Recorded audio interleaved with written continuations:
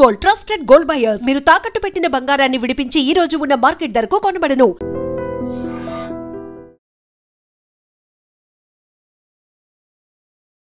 Ladies and gentlemen, welcome to iDream media. నేను ప్రియదర్శన్.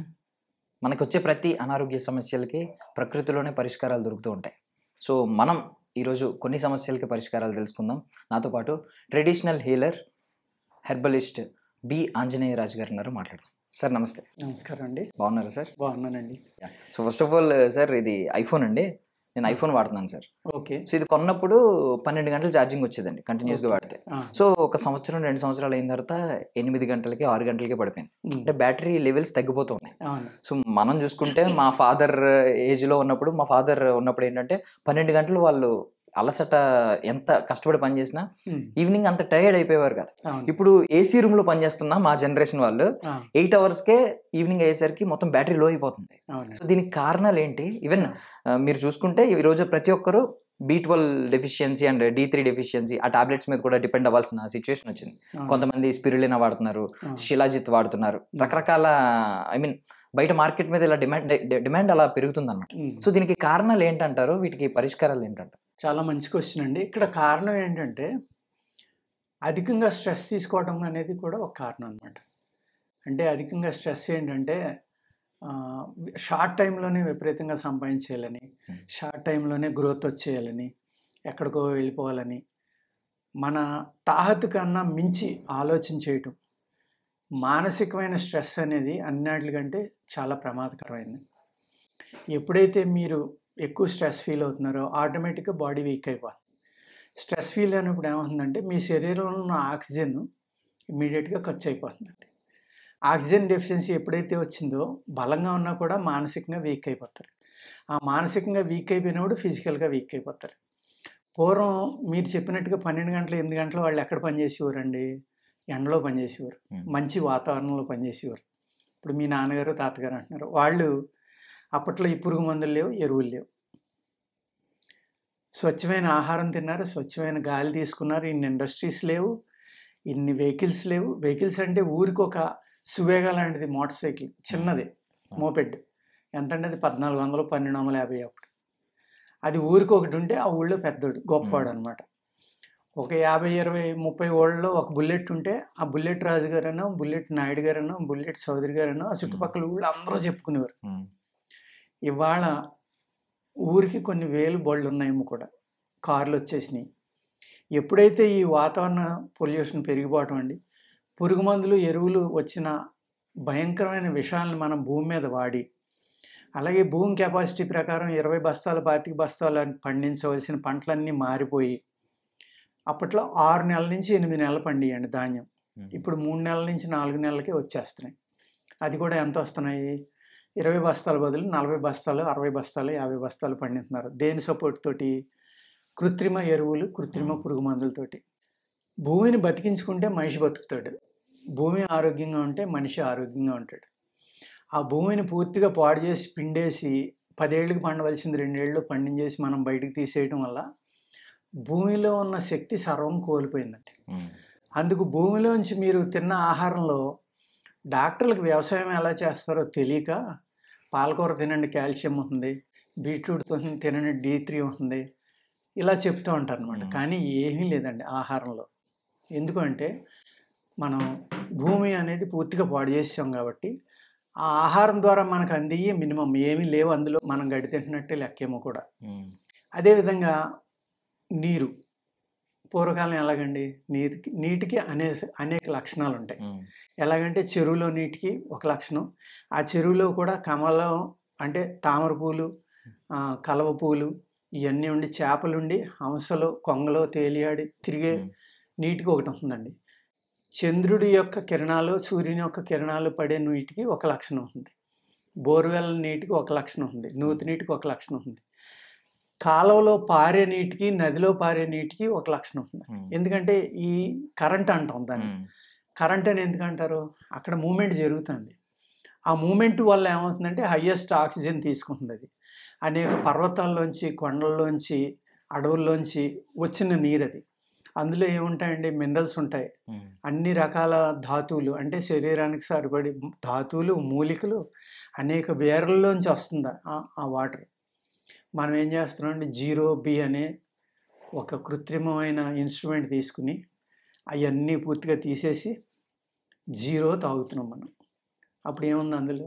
ఏమీ లేదు. అదే మీరు ఇవాళ సిటీలో బతుకుతున్నామండి మనం, హైదరాబాద్లో. ఇక్కడ నిజంగా నీళ్ళు తాగుదామన్నా కుదరదు. కంపల్సరీగా ట్రీట్మెంట్ చేసి బ్లీచింగ్ ఇలాంటి భయంకరమైన కెమికల్స్ వాడి ట్రీట్మెంట్ చేసిన వాటర్ని మనం తాగుతున్నాం. లేకపోతే ఫిల్టర్ బయట అనేక రకాలుగా అమ్ముతున్నారు. వాటిలో ఏముంటుందండి? ప్లాస్టిక్ తప్ప ఏమి ఉండదు. మనం ఆ ప్లాస్టిక్ టిన్లు, ప్లాస్టిక్ బాటిల్సే వాడుతున్నాం. అలా కాకుండా ఈ వాటర్, ఆహారం, ఈ రెండాటిలో మనం జాగ్రత్త తీసుకున్నాం అనుకోండి, చాలా వరకు రికవరీ అవ్వడానికి అవకాశం ఉంది. అలాగే ఆర్గానిక్, ఏది భూమిని మళ్ళీ బాగు చేసి మళ్ళీ ఒరిజినల్గా వర్జిన్ సాయిల్గా దాన్ని తీర్చిదిద్ది అక్కడ పండించిన పంట పండించి అందించాలంటే అందరికీ అందటం అనేది జరిగే పని కాదు. అందుచేత మీరు అన్నట్టుగా D3, B12లో కృత్రిమంగా మనం తీసుకోవాల్సిన అవసరం ఏర్పడింది.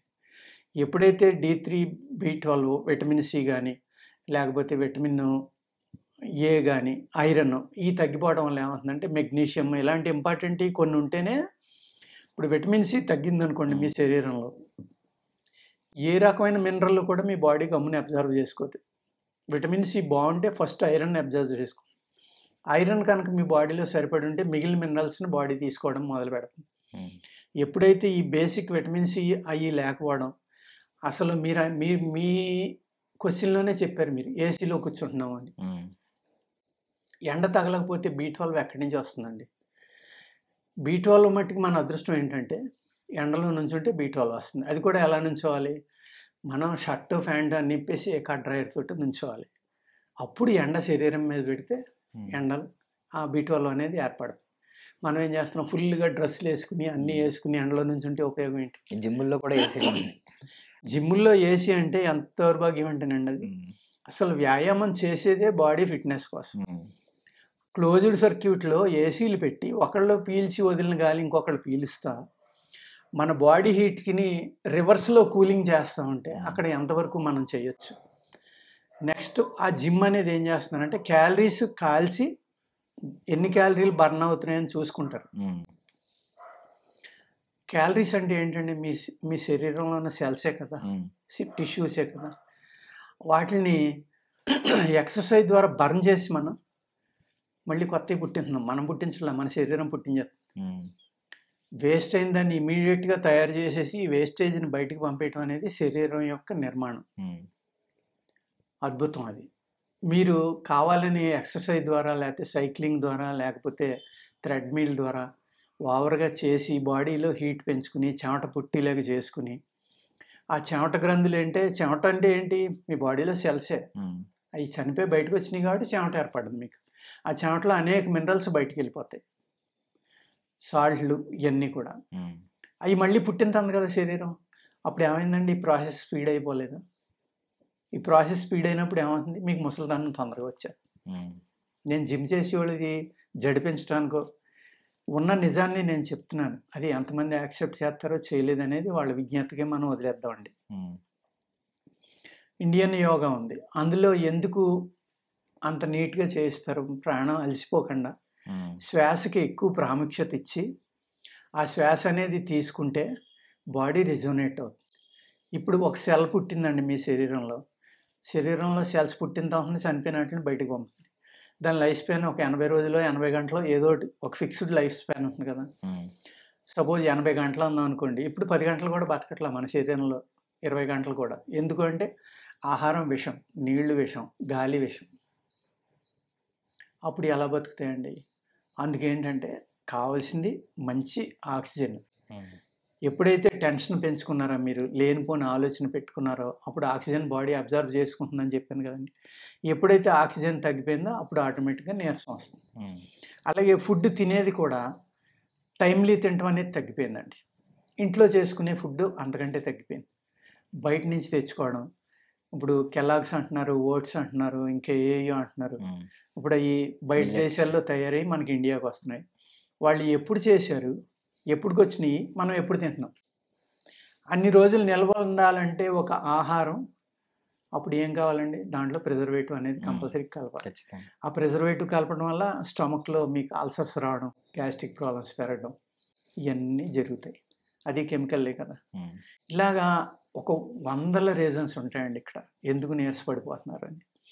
మీరు చెప్పినట్టు అశ్వగంధ లేకపోతే శిలాజిత్తు ఇంకోటి స్పిరులినా. ఇలాంటివి తీసుకున్నారనుకోండి, స్పిరులినా ఇలాంటివి డెఫినెట్గా మంచి. కానీ అశ్వగంధ ఎంతమందికి తెలుసండి తీసుకోవాలని?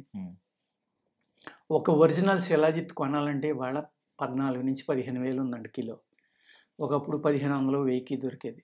దాన్ని తీసుకున్న తర్వాత మళ్ళీ త్రిఫలా కషాయంలో నానబెట్టి దాన్ని మళ్ళీ ఎండబెట్టుకుంటే శుద్ధి అవుతుంది. నిజంగా శిలాజిత్తు తయారు చేయాలి అంటే, మనకి శుద్ధి అయిన శిలాజిత్తు తయారు చేయాలి అంటే 60 రోజులు పడుతుందండి. అది కూడా ఎండుంటే. త్రిఫలా కషాయం కలిపిన తర్వాత పల్చగా చేసి దాన్ని ఒక స్టీల్ ప్లేట్ దేంట్లో అయినా పోసి మీరు ఎండలో పెడితే పైన ఒక తొరక కింద తయారవుతుంది. ఆ తొరక తీసుకుని మళ్ళీ ఎండలో పెడితే మళ్ళీ తయారవుతుంది. అలాగా 40 సార్లు ప్రాసెస్ చేస్తే అప్పుడు స్వచ్ఛమైన శిలాజిత్తు బయటకు వస్తుంది. అప్పుడు మీరు దాన్ని బియ్యం గింజ అంత తిన్నా సరిపోదు. ఈ నీరసాలు ఉండవు, ఇవి ఉండవు. బ్రహ్మాండమైన శక్తి వస్తుందండి. అదేవిధంగా ఇప్పుడు చ్యవనప్రాశ లేహ్యం ఉంది, ఆయుర్వేదంలో చాలా ఫేమస్. అది అందరికీ తెలుసు దాని గురించి.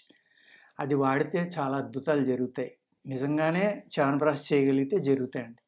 అది అశ్విని కుమారులని దేవతలు తయారు చేసి అది మానవులకి ఇచ్చారని చెప్తారు ఆయుర్వేద శాస్త్రంలో. దగ్గర 40 ఇంగ్రీడియంట్స్ కావాలండి, ఇంకా ఎక్కువే ఉన్నాయేమో కూడా. నాకు దాని గురించి నేను పెద్దగా పట్టించుకోలేదు కాబట్టి నాకు కరెక్ట్గా తెలీదు. అన్ని ఇంగ్రీడియంట్స్ తోటి చ్యవనప్రాశ అనేది చేయగలిగితే అది తింటే అసలు మనిషి హాస్పిటల్కి వెళ్ళి పని రాదండి. మీరు చెప్పిన నీరసం కానీ ఇంకోటి కానీ ఇలాంటి ఏమీ ఉండవు, బ్రహ్మాండంగా పనిచేస్తారు. ఇక్కడ ఆయుర్వేదంలో శారీరక శక్తి, మానసిక శక్తి 2 రకాలైన ఔషధాలు ఉంటాయి. ఇది కొన్ని లేహ్యాలు ఉంటాయండి. సపోజ్ మా దగ్గర ఉంది ధాతువృద్ధి అని ఉంటుంది, అది వాడుకున్నారనుకోండి, మానసికమైన శక్తి, కంటి చూపు పెరగటం, బాడీ శక్తివంతం అవటం. ఒక నెల వాడేటప్పటికే మీకు విపరీతమైన రిజల్ట్ కనపడుతుంది మీకు.